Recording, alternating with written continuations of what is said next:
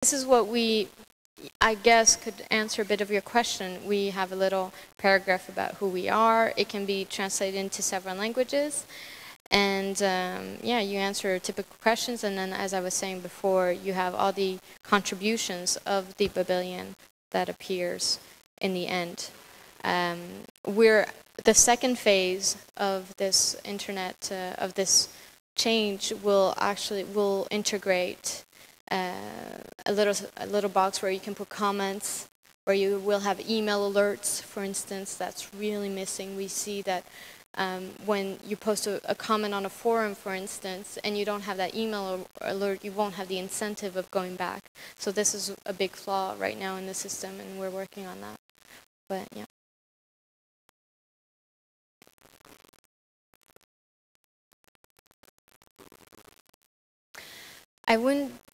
We can never count specifically how many we have because they come and go, but we have about 1,000 journalists and translator volunteers.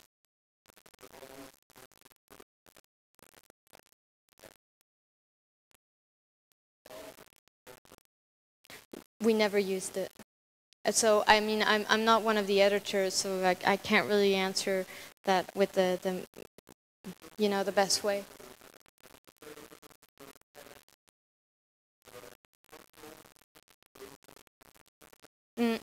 But this is also why, yeah, this is also part of our internal debate. This is why we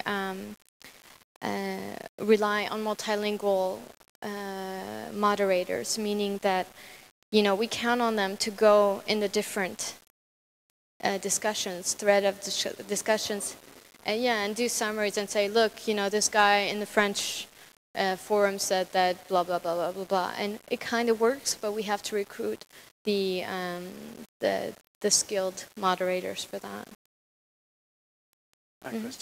Are you aggregating and covering the conversation taking place on the European blogosphere? I mean, I'm from Global Voices Online, and we do have another approach of shaping the public opinion. And what I understand from your presentation is that you are providing an alternative, because the conversation does exist on the local blogosphere. And there is tons of conversation in Europe. So how you are dealing with that conversation? What conversation? The blogosphere is speaking. There is already public opinion in Europe. It's true. And in that sense, because I'm based in Brussels, the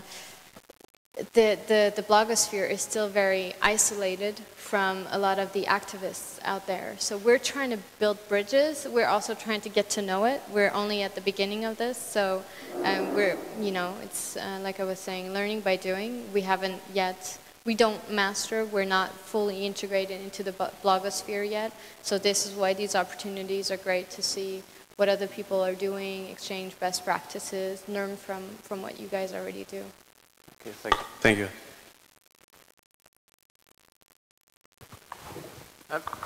I just wanted to ask about, given that your intention is to create a European conversation, if you like, and European public opinion, how do you involve people who, for example, aren't your typical bloggers, i.e. they may not be young and tech literate, and also how you attract people, for example, the British are notoriously bad at learning foreign languages.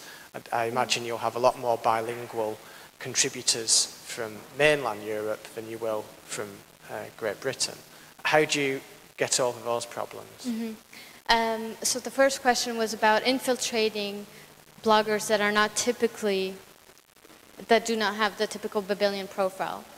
Is that what you're saying? People who may not blog at all, so people who may not be engaged technically and literate in that way.